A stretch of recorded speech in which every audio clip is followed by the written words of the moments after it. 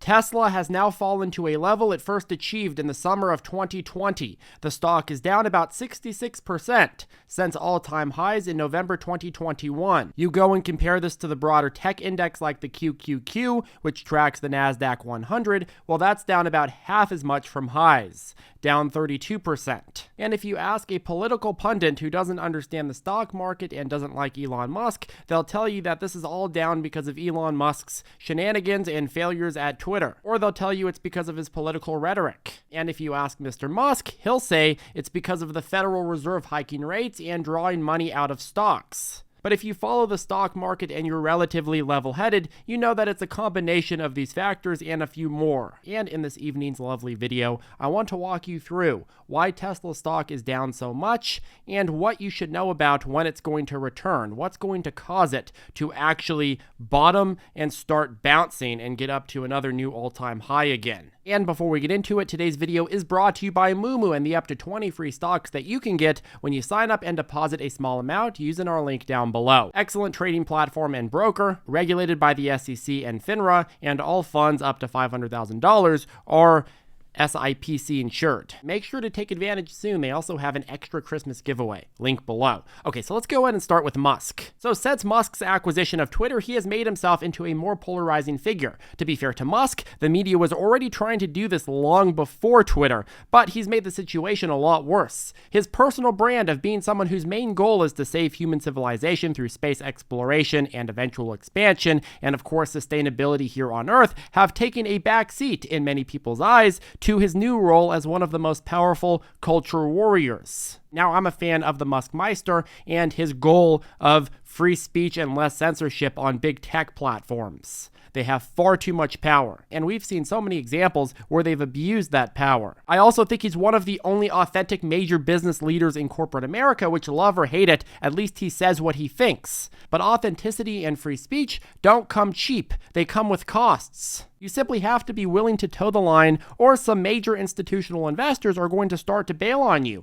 The media is going to start ramping up attacks on you. You're going to lose tons of advertisers, and you may even lose some of your customers. He's created so much shareholder wealth that people are very, very slow to hop off the boat, but it's starting to become very, very apparent that where that boat is sailing is somewhere that a lot of these institutional investors don't want to be a part of. On top of that, you can't ignore the fact that Musk oftentimes pushes the lines a little bit farther than necessary. He seems to go out of his way to make himself controversial. This type of stuff is going to make a lot of people think, hey, maybe he's actually trying to push his own deeper agenda, right? And if that agenda doesn't align with theirs, then boom, they are no longer your fan and you lose them. I know many people that see these Elon Musk tweets and think, hell yeah, you show them. Problem though is all the people that he's showing, well, they're going to be pissed and they're not going to want to do business with him anymore. They're not going to want to be a supporter of him anymore. If he continues this, a lot of people are going to see this as a deal breaker, and people that may not even care that he's saying this or may even agree with them may be thinking, okay, wait, yes, I agree with them, but I also want to make money. I don't want to destroy my wealth because of this guy's culture war. So they're thinking, hey, maybe in order to be impartial to my clients and my investors, I'm going to go ahead and back away from the Muskmeister. When you go and you exercise your free speech and you exercise what he's been exercising,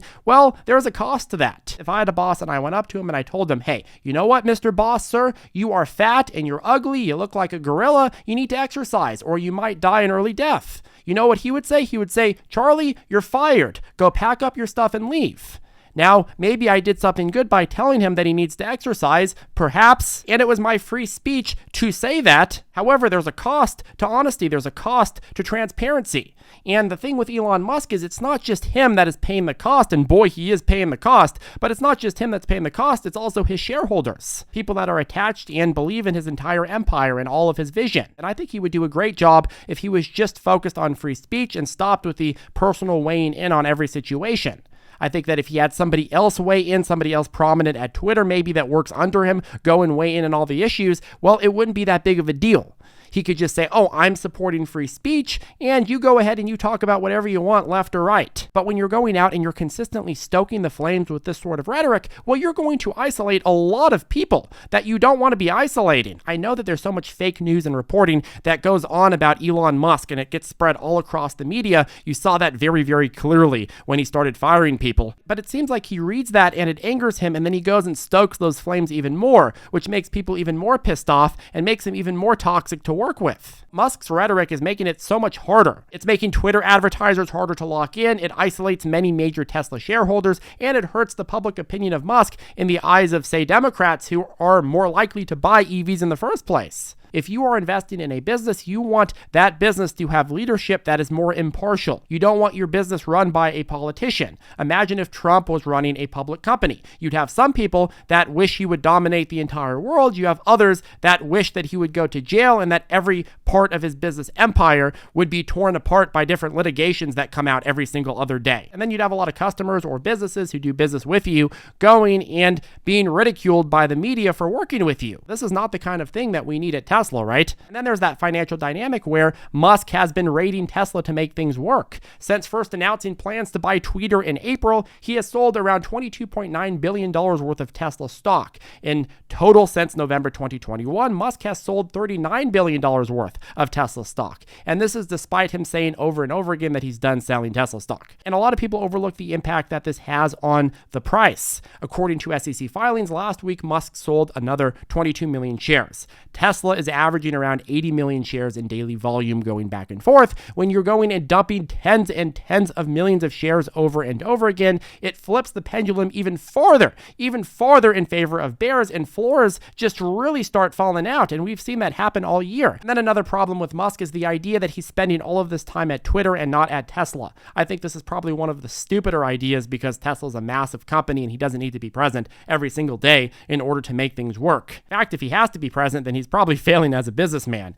A good figurehead should create systems that execute your vision whether you're there or not. And whether or not this theory has any credibility, the truth is that a lot of investors invested in Tesla for Musk, and they're getting less and less of Musk. And he's selling more and more of his own holdings. Not to mention, one of the times he sold holdings, he went and talked up the stock like right beforehand. Which again, that doesn't bode well with shareholders, right? Especially from someone that said he's going to be the first in and last out. To some extent, it's hard to criticize the man because he's returned so much value to shareholders over the last 5 years that at some point you just got to tell complainers to shut the hell up. But at the same time, if this is going to be a new headwind for Tesla for the upcoming foreseeable future, then that's a whole new problem. And then of course there's that broader macro issue. When the Fed raises rates, it makes the risk-free return in bonds and other low to no risk assets higher and more attractive and draws a lot of capital out of the market. If you can get a near 5% return in cash equivalent, no state income tax, treasury bills, well, what is the incentive to invest in a market which probably is going to go down another 10 to 20%? And people say, oh, it's because, well, the bonds and the treasury bills, well, they don't outpace inflation.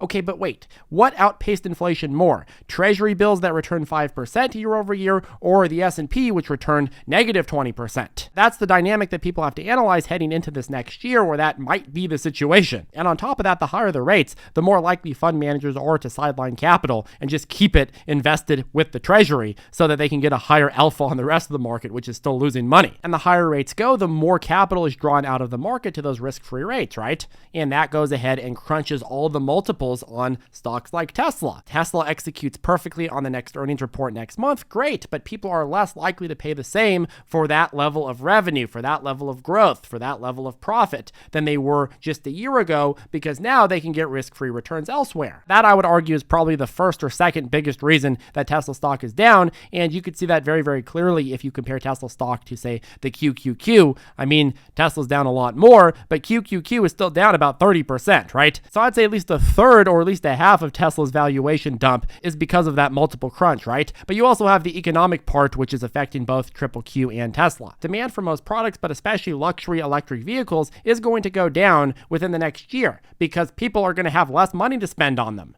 It's pretty basic math. You make people have less money and they spend less. Well, they use credit cards first, but then after they've maxed those out, that's already pretty close.